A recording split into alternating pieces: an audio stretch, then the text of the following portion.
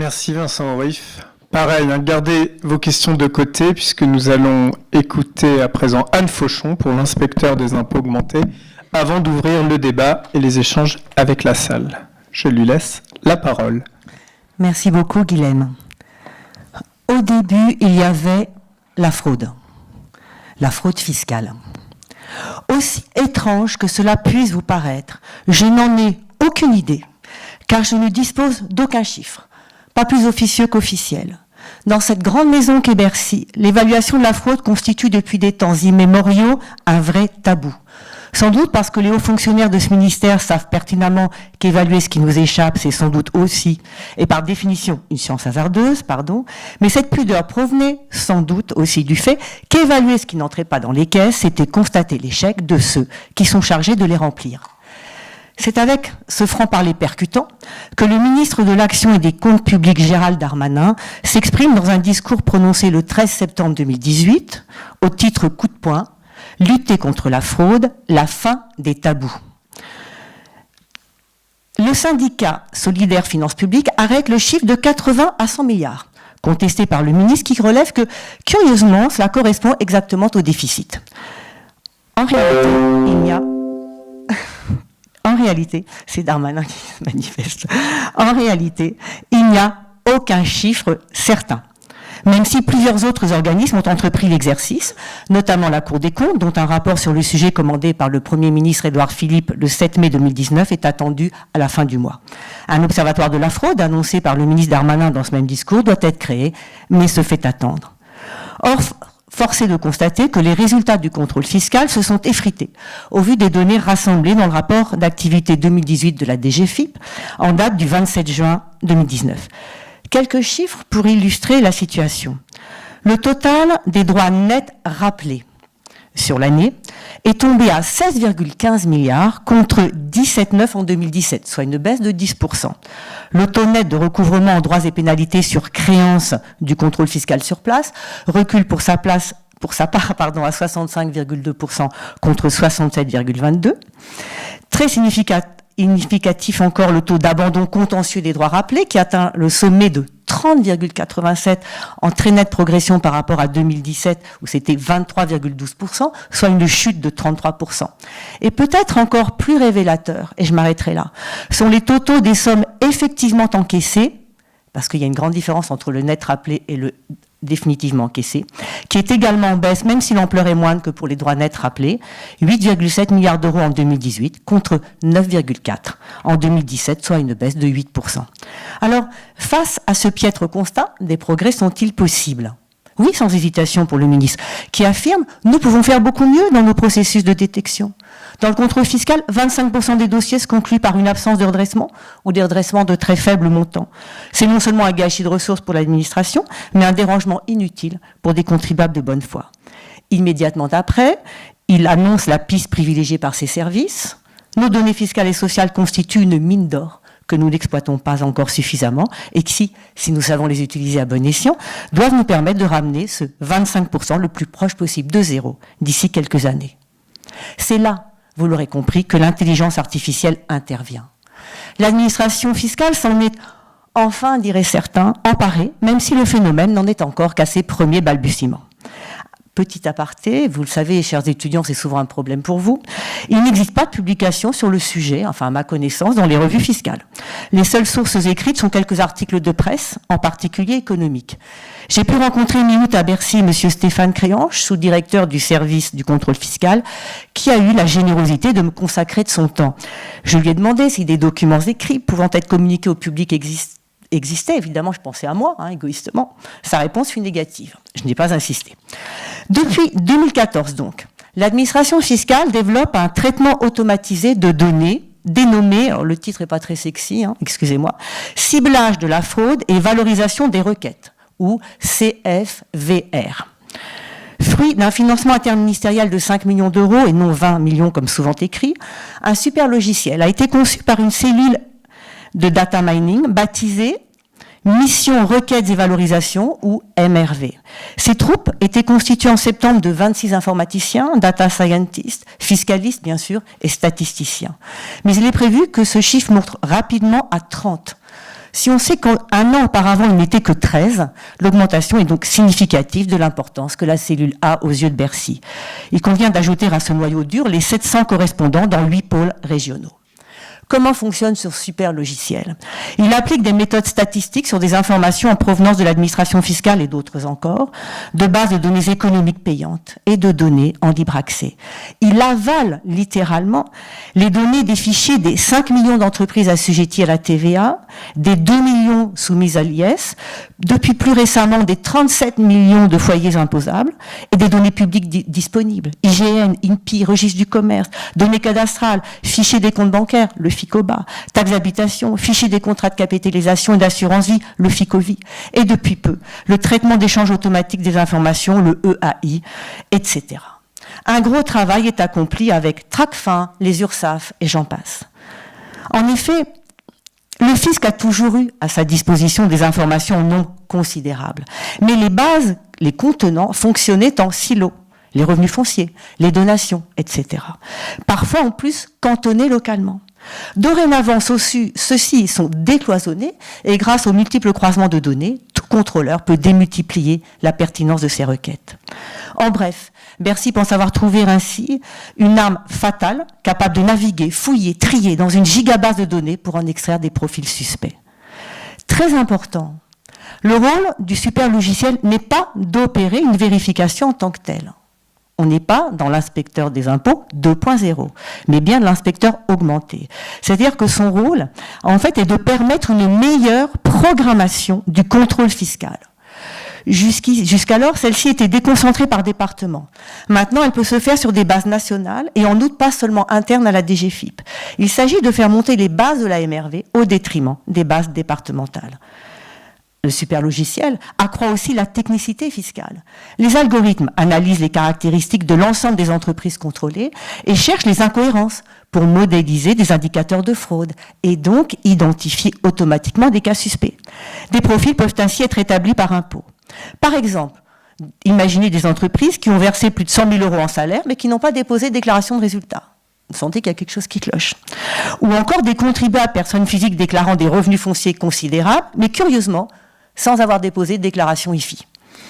La cellule fait ensuite passer aux agents d'une région des listes trimestrielles, par exemple la liste de toutes les sociétés de leur zone qui auraient été détectées comme ayant potentiellement dissimulé une partie de leur chiffre d'affaires à partir d'un profil robot, de celles qui se sont faites épingler en fonction des mêmes critères sur une certaine période.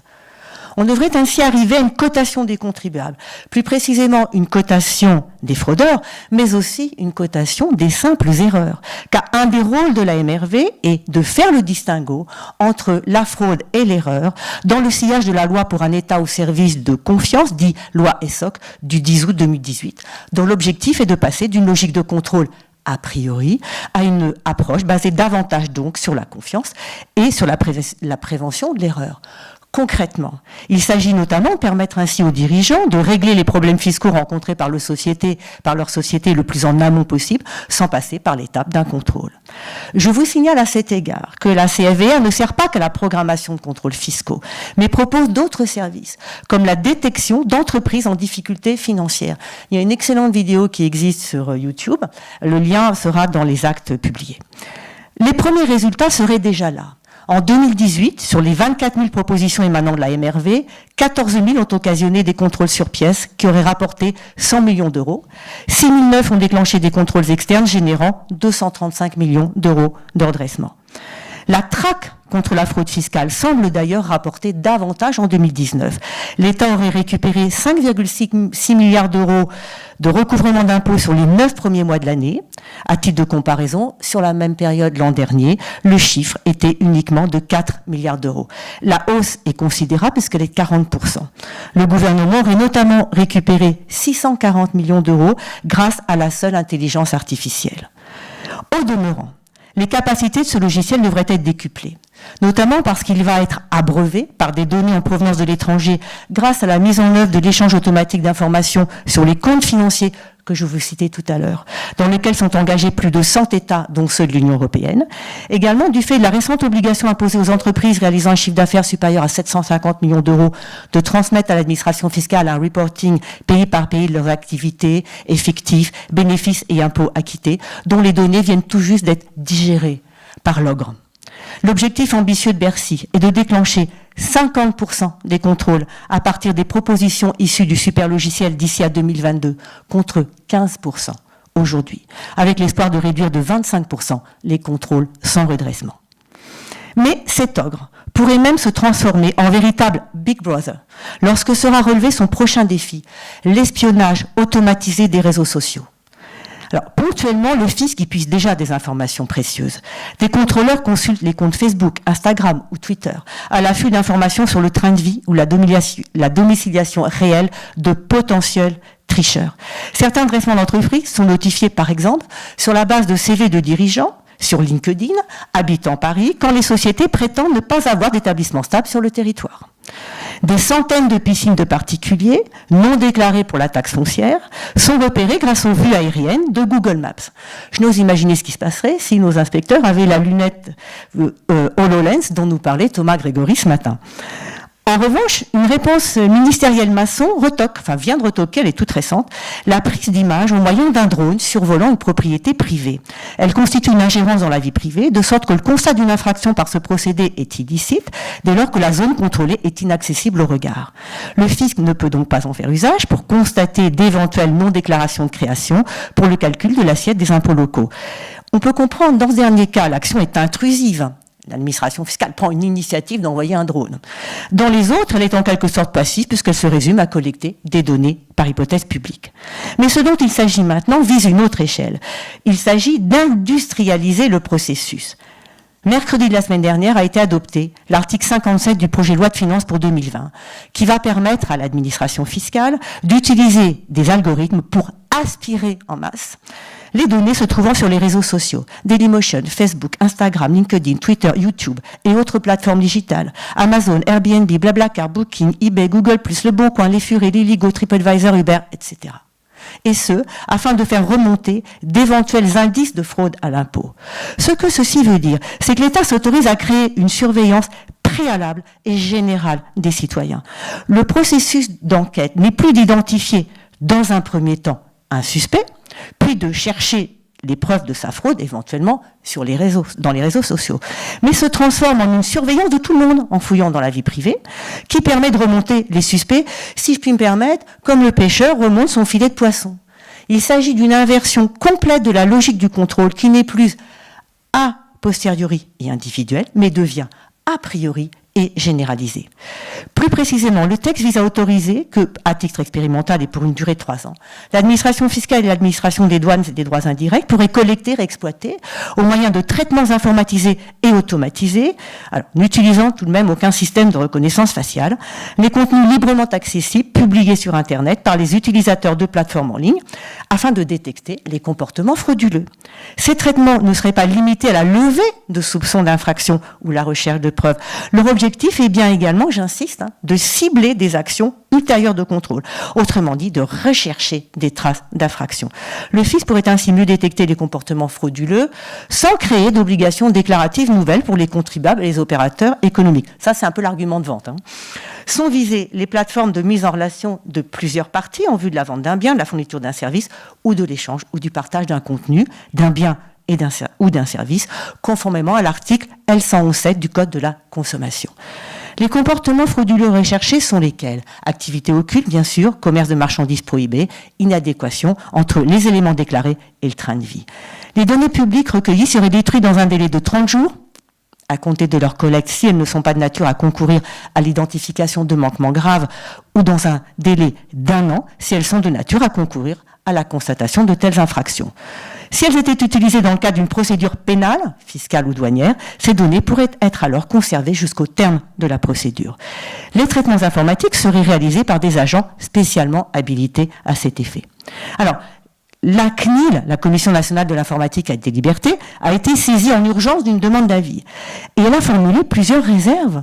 Notamment, elle a rappelé que l'équilibre entre l'objectif de lutte contre la fraude fiscale, qui bien sûr est légitime, et le respect des droits et libertés des personnes concernées doit être préservé.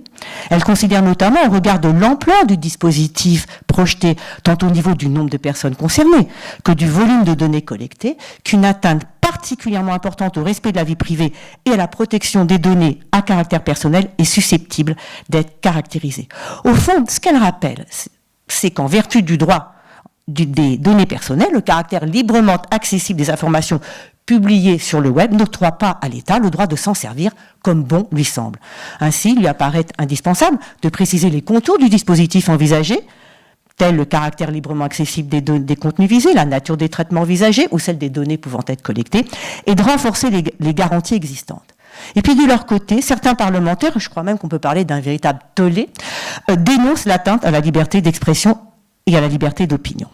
Ils font valoir que face à cette collecte générale de données personnelles, les utilisateurs de ces réseaux et de ces plateformes seront dans l'obligation de limiter leur expression afin qu'elle ne soit pas utilisée à leur encontre par l'administration.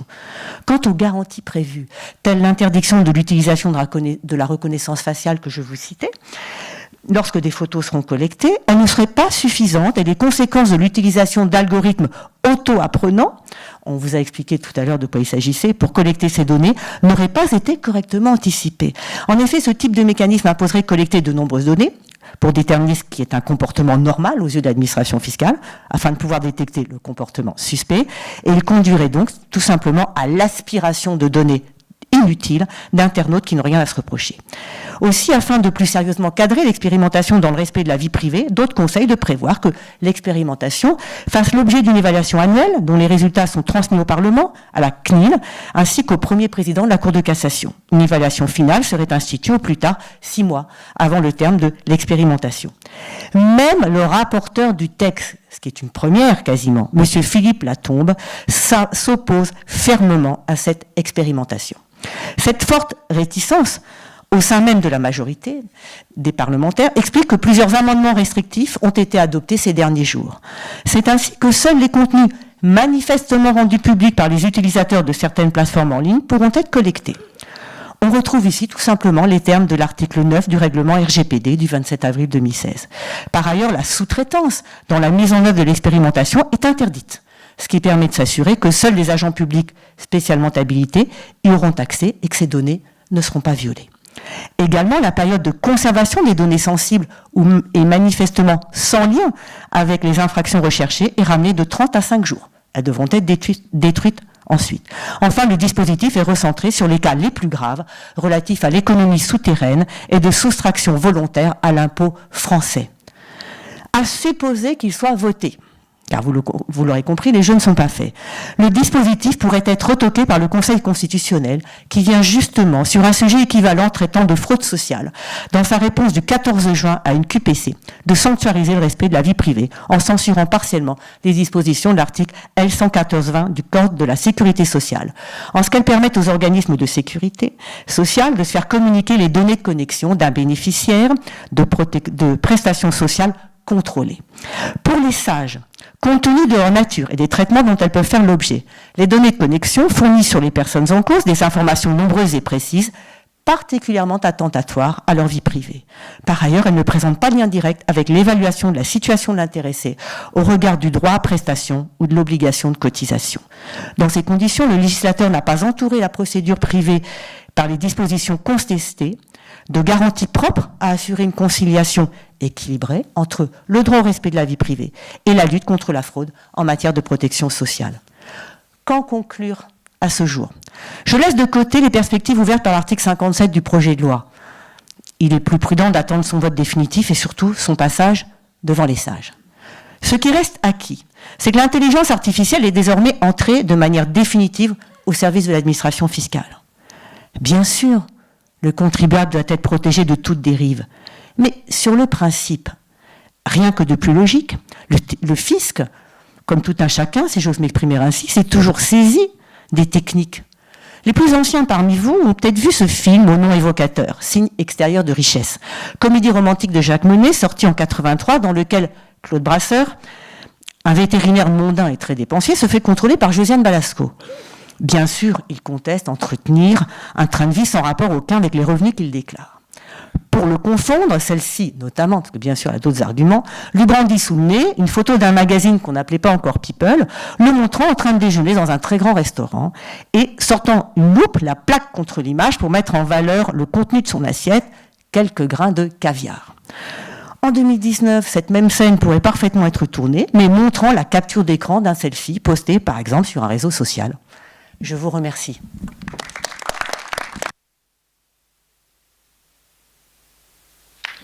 Merci beaucoup, chère Anne.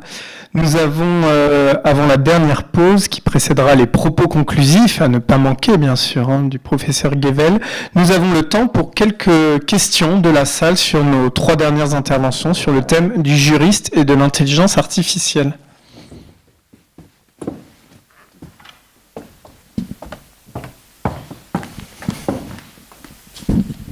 Merci infiniment. Oui, enfin, une question peut-être pour Vincent Orif et Moustapha Mekki, et qui rejoint finalement la question de la ressource et de sa structuration.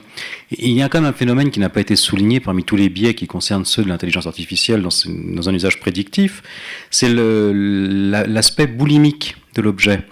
C'est-à-dire qu'on se base toujours dans une situation où l'intelligence artificielle analyse des décisions passées, qui seraient des décisions humaines, en vue d'une prédiction à venir, qui serait une prédiction mécanique. Mais statistiquement, à très court terme, de décision mécanique en décision mécanique, le corpus ne deviendrait plus que constitué de décisions mécaniques d'IA, de sorte que l'harmonisation des décisions se ferait de toute façon sur la base d'une orientation voulue par l'IA. Et donc très rapidement, la soumission du juge se ferait de facto à une décision arbitraire mécanique. Donc le corpus reste au cœur du texte. Il y a cet effet mécanique qu'il ne faut pas oublier de souligner. Alors là, c'est la contrainte du temps. Parce qu'il y a un autre problème en réalité. Le problème, c'est que on a entendu ce matin que finalement l'analyse serait meilleure, plus on fournit de données à l'IA, meilleure serait l'analyse. Ah, mais le problème, c'est que nous, dans les décisions de justice, on a des voies de recours qui ne sont pas toujours exercées. Et même quand on regarde les statistiques, à part le domaine social, il n'y a que 30% d'appels dans les affaires en matière civile en général. Ce qui voudrait dire que dans la base, on peut intégrer des décisions de justice qui pourraient potentiellement être remises en cause si une voie de recours était exercée. Et ce que vous dites là, effectivement, il y a un autre problème, c'est que ce sont des sociétés privées qui développent ces logiciels et que parmi les critères qu'elles vont retenir, effectivement, il y aura des éléments qui font que, à force d'examiner, d'être interrogé toujours par la même personne, on veut plaire au client et que finalement, le résultat projeté sera finalement le résultat qui est anticipé et voulu par le client, mais qui ne correspond pas forcément à la réalité.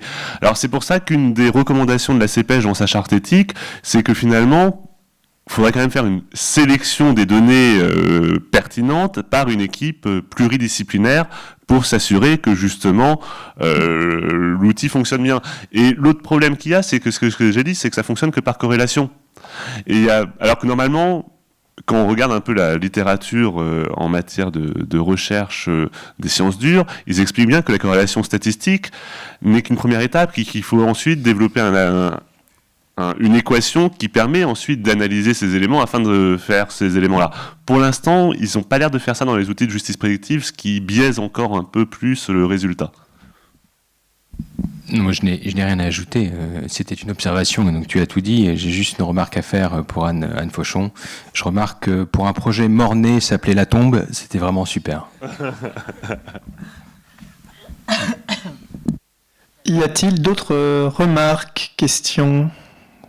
Oui.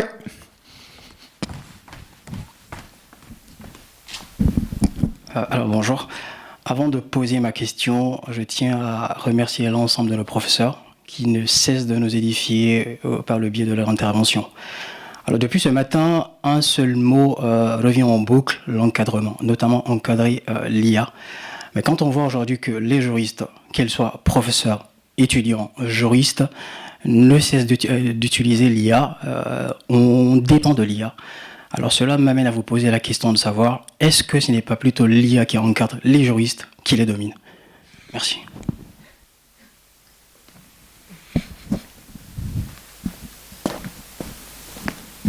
Merci.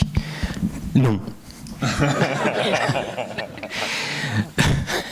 Non, mais enfin, je crois que toute la journée, je n'étais pas là ce matin, mais à mon sens, le discours devait être le même. C'est ce qu'on a essayé d'avoir comme discours cet après-midi. C'est que bien au contraire, on a tous conscience, parce qu'on est juriste, on a tous conscience de l'intérêt qu'on pourrait avoir à utiliser l'intelligence artificielle dans nos recherches, dans nos réflexions, dans notre décision, dans notre quotidien, dans l'exercice de notre profession, sans aucun doute.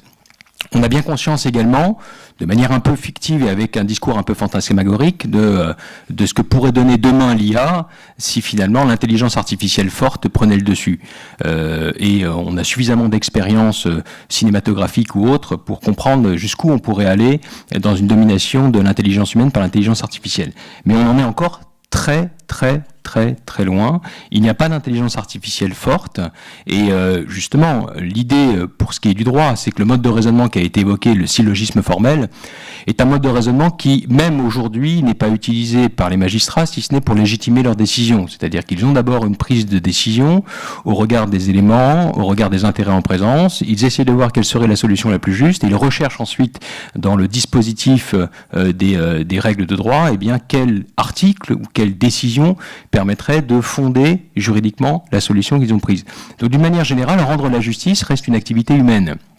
Demain, on aura un certain nombre de domaines dans lesquels on va gagner du temps. On va essayer de régler un certain nombre de commodités comme la rédaction d'actes simples par le biais d'une intelligence artificielle faible. Ce n'est pas une mauvaise chose parce que c'était surfacturé à mon sens par certains professionnels du droit. Donc maintenant ces professionnels vont vraiment faire leur job qui consiste à trouver des solutions différentes, faire preuve d'imagination, faire preuve d'habileté juridique, ce qu'on attend d'un juriste et pas simplement qu'il remplisse des cases. Donc ça c'est plutôt une bonne chose. Les logiciels prédictifs, ça fonctionne pas vraiment. On se rend compte que c'est juste une aide à la décision. L'effet pervers, c'est que justement les magistrats qui n'ont pas le temps vont s'appuyer sur ces résultats pour ne pas sortir finalement de la norme et puis se contenter de la décision qui est sortie du logiciel. Les effets pervers, c'est l'utilisation que pourraient faire les assurances ou l'aide juridictionnelle avec ces logiciels de probabilité en disant je ne vous finance plus votre défense, votre protection juridique parce que vous avez un taux de probabilité qui est inférieur à 40%. Je ne vous accorde plus l'aide juridictionnelle parce que le taux de probabilité de réussite est inférieur à 40%. Donc ça, c'est un effet pervers. Et cet effet pervers, on va le rencontrer dans un certain nombre de domaines. On en a conscience. Certaines personnes prennent des précautions. Il va y avoir des dérives, mais d'une manière générale, on est encore loin de la domination de l'intelligence artificielle sur l'intelligence humaine. Voilà. Bon, c'est un constat qu'on a aujourd'hui, je ne sais pas ce que ça donnera dans 10 ans, c'est vrai que les choses évoluent très rapidement, mais l'intelligence artificielle forte, c'est quelque chose qui n'existe pas encore véritablement aujourd'hui. Si je peux me permettre, parce que parfois le droit fiscal, on dit que c'est pas du droit, donc je ne sais pas si vous avez pensé qu'il y a des juristes, mais je voudrais juste dire que par exemple, quand j'ai rencontré M. Créange à Bercy, il a beaucoup insisté sur le fait que l'intelligence artificielle, c'est pas elle qui allait procéder, encore une fois, aux contrôles fiscaux. C'est que simplement qu'elle allait permettre une programmation plus efficace. Alors, ne soyons pas dupes, lui, ce qu'il veut, c'est remplir les caisses de l'État. Et c'est normal, c'est son rôle. Après, il va nous dire que grâce à cela, ça évitera d'embêter des innocents, que parfois on dérange à tort. Je ne pense pas que ce soit le premier souci de Bercy.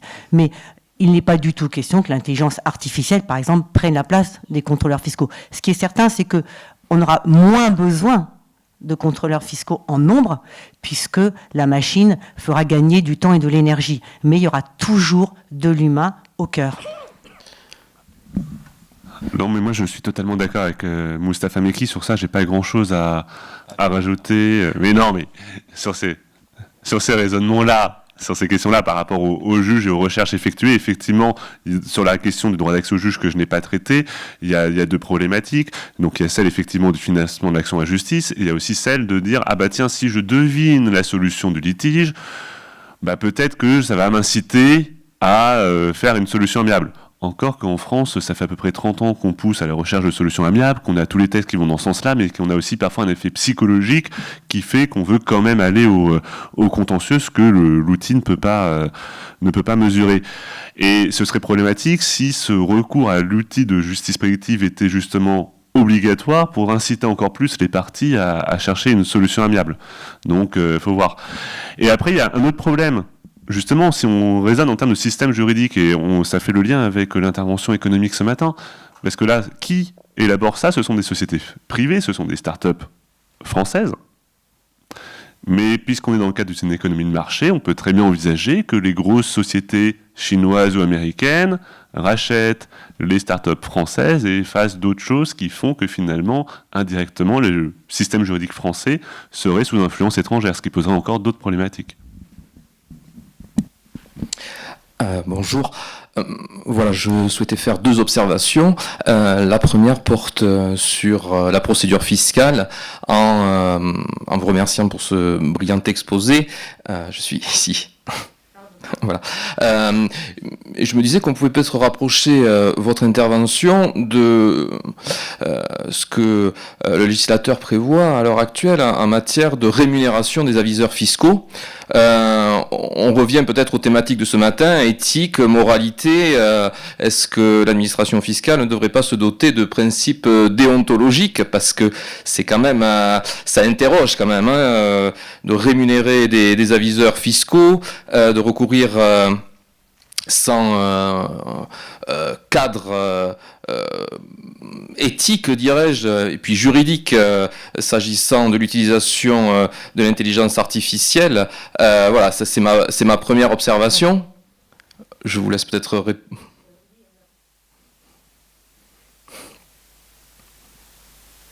Merci. Merci. Alors, sur les aviseurs fiscaux, en fait, ce que j'envisage dans la contribution écrite, si j'ai le temps, parce qu'il y a d'autres armes en ce moment avec la loi contre la fraude, et les aviseurs fiscaux en font partie. Et dans le projet de loi de finances pour 2020, justement, le statut est révisé. Alors, moi, je suis mesurée là-dessus. N'oublions pas qu'il s'agit quand même les aviseurs fiscaux permettent de détecter des fraudeurs. D'accord? Donc, est-ce qu'il est immoral? Amoral peut-être, mais est-ce qu'il est immoral que des fraudeurs soient détectés et que pour cela certains moyens soient utilisés? Cher monsieur, si je puis me permettre, ça se discute. Le droit fiscal fait preuve à cet égard d'une neutralité. Comme je dis à mes étudiants, dont certains sont là dans la salle, par exemple, faut pas hurler en disant mon Dieu, on accorde le caractère, par exemple, de commerçant au sens de l'article 35 à des trafiquants de drogue. Oui, il s'agit pas de leur donner une déclaration, de leur délivrer la Légion d'honneur ou les palmes académiques. Simplement, ça permet de saisir. Évidemment, faut-il qu'ils se fassent prendre. Ils viennent rarement taper à la fenêtre du fisc en disant excusez-moi, quelle case je dois remplir, BNC, BIC ou que sais-je.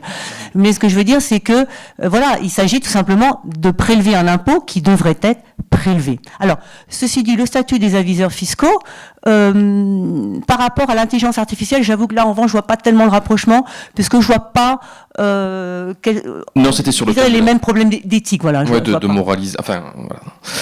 La question éthique ou morale que cela pouvait poser de recourir à des aviseurs fiscaux. Bon, il y a je dirais que c'est amoral, mais le droit fiscal n'a pas à être moral. Oui. Ce n'est pas immoral, me semble-t-il, que de rémunérer des aviseurs fiscaux, surtout qu'on est en France. C'est-à-dire que, d'ailleurs, certains disent qu'il faudrait déplafonner. Il y a un plafonnement. L'aviseur fiscal ne peut pas être rémunéré juste à un pourcentage, par exemple, qui ferait qu'il aurait une somme absolument astronomique. Pour l'instant, c'est plafonné à 1 million d'euros.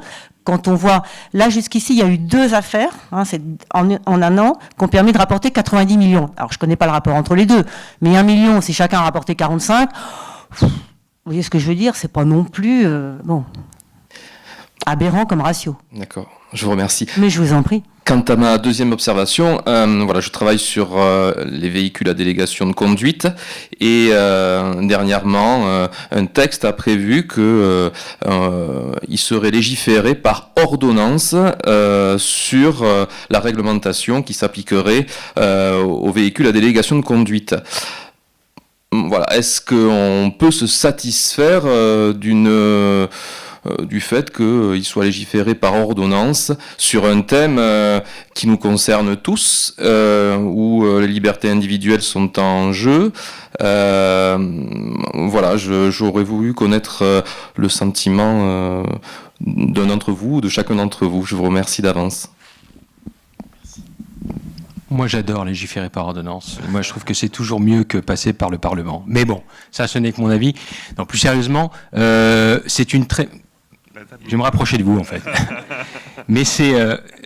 la voie d'ordonnance, d'abord, je ne sais pas quel est le passé, parce que c'est trop facile de dire qu'on est passé par voie d'ordonnance, qui reste une compétence déléguée. Il faut savoir quel est le travail qui a été fait en amont. Est-ce qu'il y a eu des concertations, des consultations, est-ce qu'il y a eu des rapports, est-ce qu'il y a eu des groupes de travail, puisqu'en fonction justement des échanges qui ont pu avoir lieu avec des experts, avec des citoyens, avec des professionnels du droit, avec d'autres spécialités ou d'autres compétences, vous avez au final un fond de réflexion suffisant pour pouvoir ensuite passer par voie d'ordonnance, pour éviter justement que les lobbies fassent le travail auprès des différents parlementaires et puis entraînent avec des amendements, eh bien, on va défigurer finalement le texte et puis on va avoir des intérêts catégoriels qui vont venir remettre en cause la cohérence d'ensemble sur des sujets beaucoup trop techniques pour que les députés ou les sénateurs puissent véritablement avoir une position. Je ne dis pas qu'ils sont stupides, puisque c'est simplement, on ne peut pas être compétent en tout et qu'il y a des choses qui sont relativement complexes à comprendre. Et donc, au regard de cela, du processus qu'il y a eu en amont et de la technicité du sujet, même s'il y a de toute manière une part de politique dans toutes les règles qui sont élaborées, passer par voie d'ordonnance n'est pas une mauvaise chose pour avoir un texte cohérent. Et généralement, l'expérience nous montre, alors c'est pas au détriment de la démocratie, puisque je vous l'ai dit, le débat a eu lieu en amont, mais d'une manière générale, les textes sont de meilleure qualité. On le voit en droit des sûretés, on l'a vu en droit des contrats. En droit de la responsabilité, ça ne passera jamais parce que les sujets sont beaucoup trop sensibles et les lobbies beaucoup trop puissants, mais on pourrait parfaitement passer par voie d'ordonnance.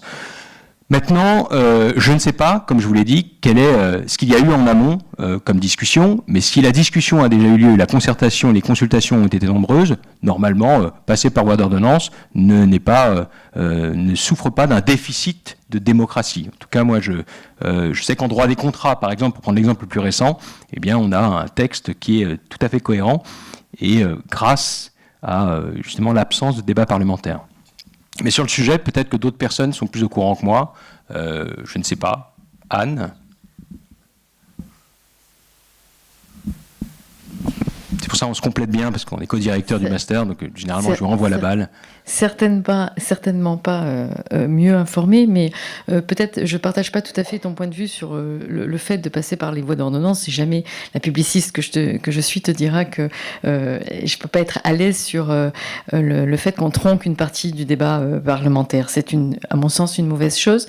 Ceci dit, sur le fond, il y a un vrai problème de légitimité, parce que si on recourt trop aux ordonnances, on voit bien qu'on laisse quelque part le peuple, hein, c'est-à-dire le citoyen, je préfère la notion de peuple, le citoyen un peu sur le bord de la route, et du coup, si le débat technique est laissé de côté parce qu'il est trop technique, justement en passant par la voie d'ordonnance, je pense qu'après, on concourt à laisser une partie des citoyens sur le bord de la route sur tout ce qui est en jeu d'intelligence artificielle. Alors que le débat à l'Assemblée nationale et au Sénat, plutôt à l'Assemblée nationale, je dirais, est vraiment vivant. Aujourd'hui, il est en ligne. Donc, il y a une possibilité d'information, des enjeux de discussion et une certaine transparence du débat parlementaire qui permet, je trouve, l'assimilation et l'acceptabilité du progrès scientifique qui n'est pas toujours aisé. Donc peut-être une petite nuance entre toi et moi. Alors moi je vais mettre la nuance à la nuance, puisque justement l'exemple de la réforme du droit des contrats montre, et je pense que c'est lié au fait que maintenant il y a beaucoup de recours aux ordonnances, que maintenant quand même le Parlement, au moment de la loi ratification, quand il examine, maintenant, c'est pas forcément en validation ou refus, et on voit qu'il peut y avoir maintenant aussi, au moment de la ratification, des modifications du texte pour justement s'adapter en fonction des premiers retours du terrain et des problèmes qui ont été soulevés en pratique, qui n'avaient pas forcément été anticipés pleinement au moment de la rédaction. Moi, je n'ose plus rien dire parce qu'après, il y a Mustapha. Je sais que le rôle de doyen, c'est avoir des épaules larges et de servir de punching ball, mais je sais pas. Non, plus sérieusement, je pense que beaucoup de choses ont été dites. Moi, je suis plutôt sur la ligne de Mustapha. C'est-à-dire que sur le principe, évidemment, bon, ce n'est pas, tu l'as fort bien dit, Anne, hein, sur la part laissée aux citoyens. Il est des situations dans lesquelles il me semble que c'est le seul moyen de faire adopter certains textes qui ont parfois été, je sais pas, annoncés lors d'une campagne électorale avec quelqu'un qui a eu la majorité qui a été élu, et on s'attend à ce que le texte passe. Voilà. Nous allons prendre une dernière question avant notre dernière pause de la journée. Bonsoir, désolée de retarder la pause du coup. J'avais une petite question. nous sommes tous d'accord pour dire que la technologie avance de façon considérable. Et je voulais avoir votre avis sur la responsabilité. Pensez-vous que lorsque l'intelligence artificielle atteindra des facultés cognitives d'un niveau très élevé, on pourrait engager sa responsabilité? C'est un débat qu'on a actuellement sur la responsabilité de l'intelligence artificielle, la responsabilité des robots.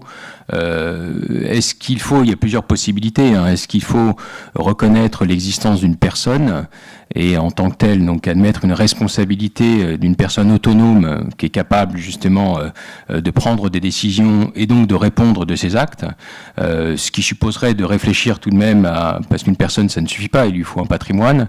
Donc généralement c'est le point de vue qui est défendu par les grosses entreprises, les multinationales, qui permettent ainsi de se dégager du risque, ou en tout cas d'affecter le risque dans le patrimoine qui serait celui de l'intelligence artificielle et de ne pas répondre des dommages qui pourraient être causés par les véhicules autonomes, par exemple, qu'ils pourraient créer. Donc ça, puis un avocat est très spécialisé sur cette question, que vous aurez d'ailleurs en tant qu'étudiant. Alors vous aurez le père et le fils, c'est le cabinet Bensoussan qui développe cette idée. Je ne la partage pas. Je pense que quelle que soit de toute manière l'intelligence artificielle, et il y a eu en amont un travail qui a été fait par l'humain, il y a un travail qui peut être fait pendant l'utilisation par l'humain, et puis il y a toujours une part, notamment même dans les véhicules autonomes, de choix qui peuvent être effectués par l'humain. Quoi qu'il en soit, on peut adapter les règles qui existent déjà, soit une responsabilité du fait des choses, soit une responsabilité du fait des produits défectueux, soit une adaptation des accidents de circulation pour un régime d'indemnisation, mais je ne crois pas qu'on ait besoin d'aller jusqu'à créer une nouvelle catégorie de personnes. L'intérêt de la distinction entre les choses et les personnes, c'est que c'est une distinction structurante, indépendamment de l'aspect idéologique ou religieux qu'il peut y avoir derrière, c'est structurant. Si vous commencez à créer des catégories intermédiaires, et notamment avec l'intelligence artificielle, finalement cette structure n'a plus aucun intérêt. Il y a des personnes d'un côté, il y a des choses de l'autre. L'intelligence artificielle reste une chose, avec un contexte un peu particulier, mais on peut parfaitement adapter les règles du droit de la responsabilité ou des régimes d'indemnisation pour répondre aux dommages qui pourraient être causés. Voilà. Et quand bien même demain, alors là c'est encore de la fiction, on aurait une intelligence artificielle forte, ce qui serait un autre problème, mais je pense que du jour où on aura une intelligence artificielle forte qui dominera l'être humain, mais c'est encore une fiction, je pense que la question de l'indemnisation sera une question totalement secondaire. Voilà. Bien, merci pour ces échanges. Voici la dernière pause, une